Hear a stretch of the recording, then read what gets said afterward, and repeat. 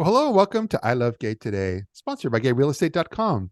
And we're having some fun today because we're here with someone that I can't even remember the first time I came across Dana Rudolph and Mombian on the internet, but it seems like you've been there for as long as I have been online.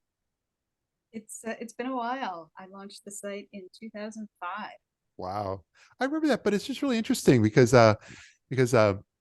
you created this in 2005, but you've made such an amazing presence. And this was, of course, before social media, but you really just you really stayed true to that niche, I guess, with Mombian, and I love the tagline "Sustenance for Lesbian Moms." But but you've really stayed true to that, and it seems to have really paid off for you. Where all the articles and content and everything you do is really related to that lesbian parenting world. Thank you, thank you. I think it's broadened beyond just lesbian. I use the word lesbian because that's how I identify, and that's what I feel I can authentically speak to. Yeah, But I really do try to bring in things about LGBT parenting in general.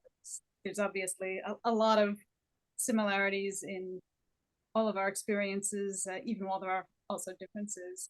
But yeah. sticking with that queer parenting niche, I think, has meant that I get some sleep, first of all, because I'm not trying to cover everything in the queer universe. And it's allowed me to really focus and dive into some of the issues and joys and challenges that we have. Yeah. But do you I know that you've had a focus over the years with parenting and so forth. But I've noticed that like some of the stuff you have out there, number one, I was going to ask you, do you do all the writing yourself or do you have other writers that contribute? It's all me. I All you. but, barring a few occasional guest posts, Yeah. which I am very careful and particular about, it's all Yeah. me. Yeah, it's amazing work. And but no, you've really covered it. You cover parenting, but I also noticed that you kind of get into some of the political aspects of, or you post articles that are around politics, but always, of course, with what feels to me parents in mind, and and so you really kind of pull other topics in, but always with that one main focus. Absolutely. The blog has never been primarily about me and my family.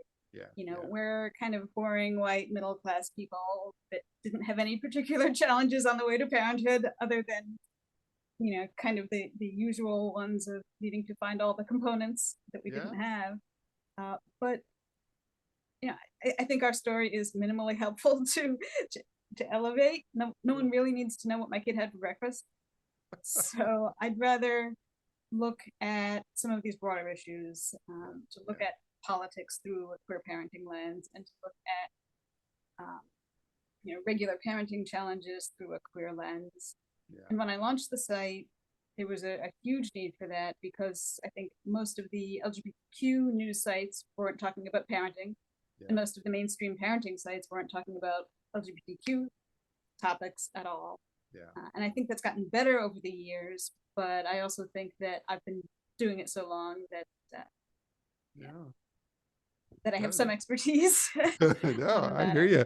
So Well, one of the aspects of all that, when I was talking about, kind of the deviation of just the blocking, is that you've got this database now online that I think is probably one of the largest out there, as far as 1,400 books now and counting that are dedicated LGBTQ families and parents.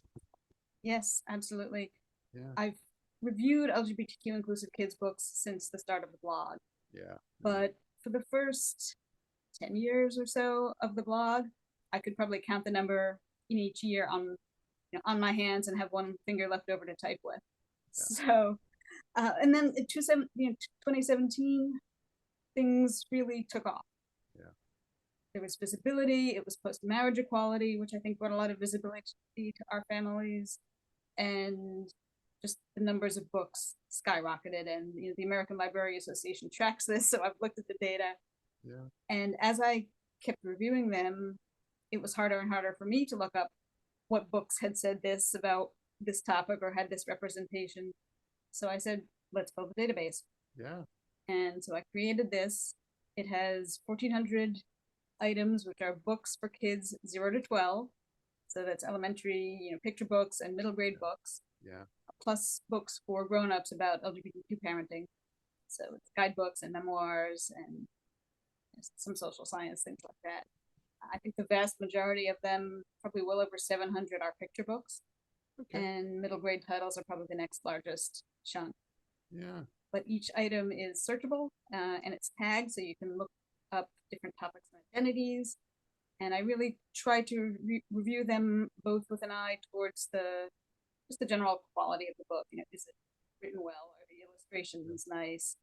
But also, how is it handling the representation? Yeah. So you Well, it's really try to give people a sense of, is it for them? Are there any issues that they should be concerned about or yeah. watch for?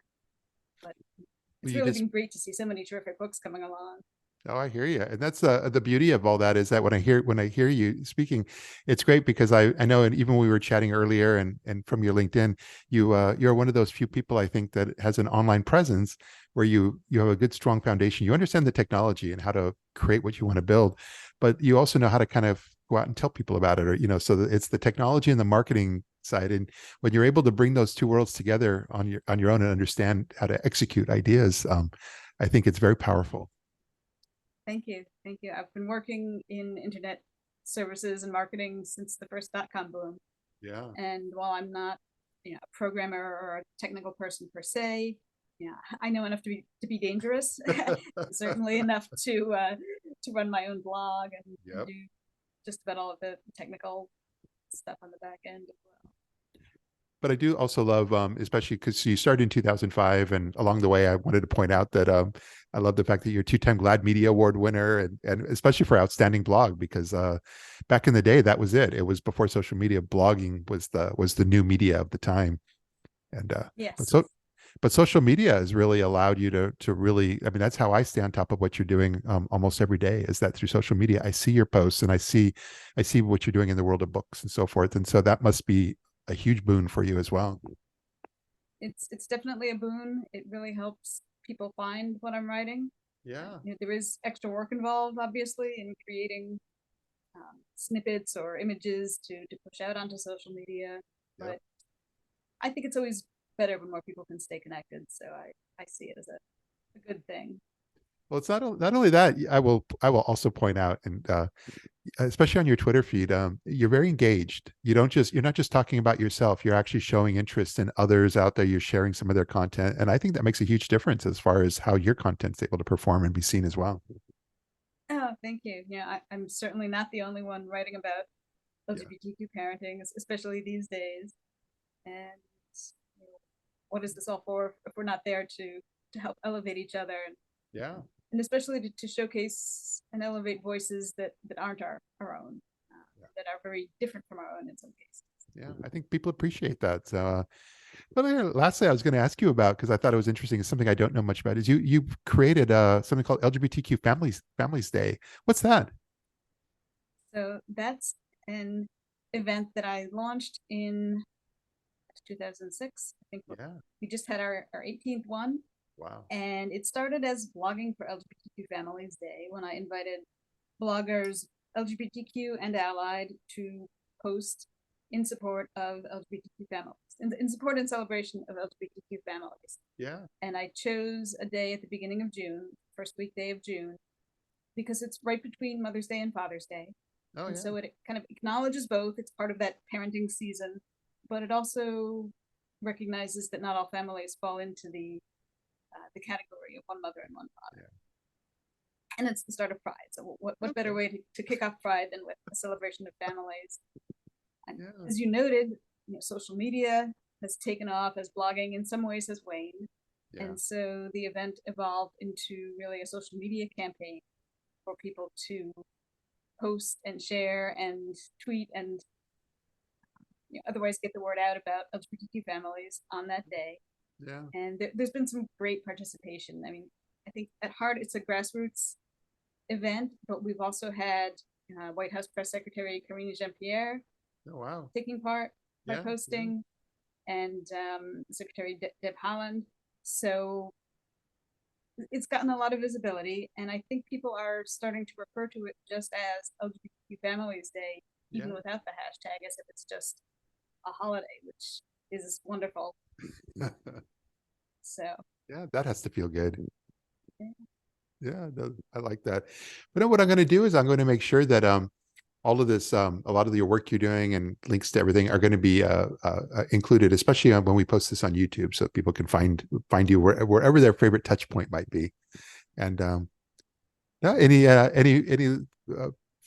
I guess I was going to say final thoughts or future things on up and coming that you wanted to tell our folks about before we go? Oh, let's see. There were some terrific LGBTQ inclusive kids books coming down the pike for 2024.